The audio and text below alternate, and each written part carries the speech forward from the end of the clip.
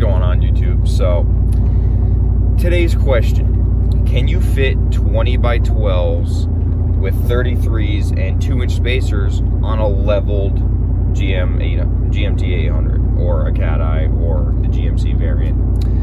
No, but let me elaborate on that. So we're actually headed to a spot to go film so I can do all the turning and all the things that I would need to do to show you guys exactly why you kind of can't daily 20 by 12s, even though I daily the 20 by 12s on 2-inch spacers and 33s.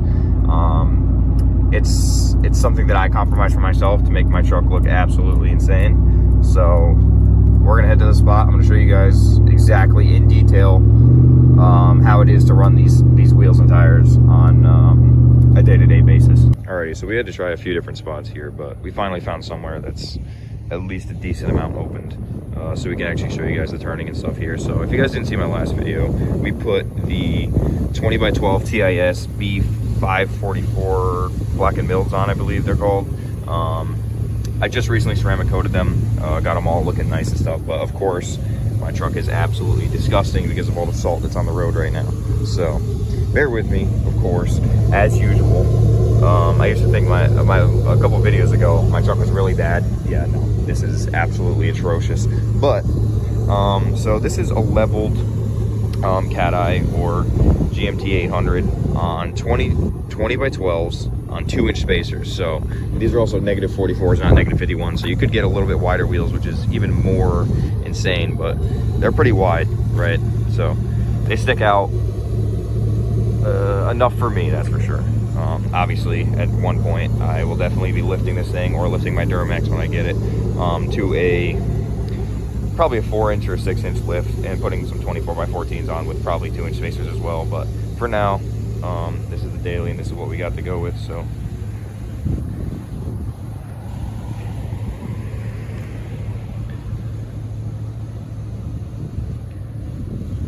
now in terms of turning, you'll get maybe 2/3 or 3/4 of the way on the steering wheel, and that's mainly because, thank you. Okay, so we just had somebody compliment the truck, so that's cool. Yeah, so I just did a super hack job bumper right here. We just did a bumper cut. I'm gonna clean this up eventually, probably gonna go from here down, make it a clean diagonal cut, but for now I just needed some clearance so I could actually turn. So that's my hack job of a bumper cut. And then over here we have the same thing, but I think this one's even worse, to be honest. This one's just a super this thing's just hacked. It is just hacked. So my main rubbing point is actually right here. If you guys can see, it literally just rubs all right here. My truck's disgusting right now. It's super hard to show anything, but yeah, so I'm gonna hop in the truck and show you guys exactly what you can and can't do on this exact setup on your leveled truck, because obviously that's probably why you're on this video. All right, so say you wanted to do a 180, right? You're driving, you want to do one of these bad boys. Just turn around, you know, your basic thing. This is about all you get. That's all you can do. 3/4 wheel turn. Now backing up, wheel straight. We're gonna start rubbing here in a second. I don't know if you guys can hear that, but it is actually atrocious.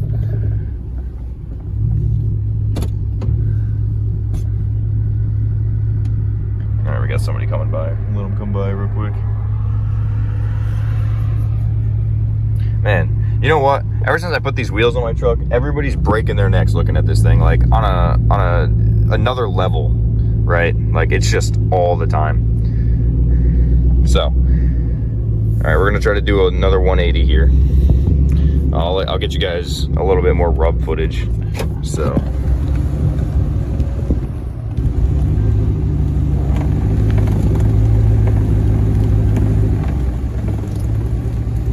Hard to tell, but that's super rubbing, and I had a decent amount of room to do a 180 there, and I still barely made it. So you can take your turns where you're going off of a stoplight into a left lane easily, and then taking a right turn like onto a like coming up to a stop sign and then taking a right, you have to stay on the right side of the road. That's pretty difficult. It's not the easiest thing in the world, that is for absolute sure. Man, it is just super popular today, man. Like, everybody is out doing their errands. It is a Monday morning, right? Everybody should be at work. Luckily I had the day off, but man, you know, as awkward as it is, I mean, I'm pretty confident in doing my YouTube videos, but man, when you got like 50 people just walking around, it's crazy. I mean, I had some older guys tell me I had a nice truck, which is, well, thank you, you know, but just trying to do a video here. Well, let's hop outside the truck. We'll talk about tie rods. So one thing I'm definitely gonna have to get is my tie rods, because these things are actually cooked. So being on 2-inch spacers and 12 wide wheels, it is atrocious. It is genuinely horrible, the feeling in the front end. So we're gonna get some kryptonites, probably do something with that, because that's like the next thing I gotta do. It's either that or wheel lights, so I'm not too totally sure, to be honest. But our angles on our, like, see my,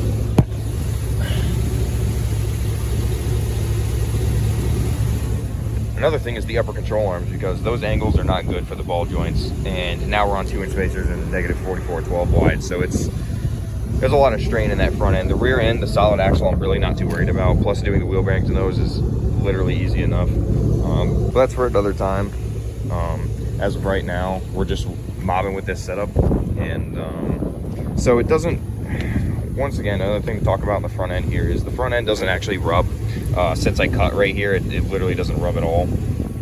All the rubbing is literally back here, right? So you could do a NorCal and completely turn this setup, and if you run no spacers, it's probably even better. You could probably clear without doing a NorCal or maybe slight rubbing. And once again, these are 33s, right? So 33s, 1250s, so they are absolutely as wide as you're going to get on this tire. I mean, you could probably put 14 wide tires on here, but nobody's really doing that. People are into the stretch setups nowadays. But I mean, if you really want to daily this setup, it's more than doable.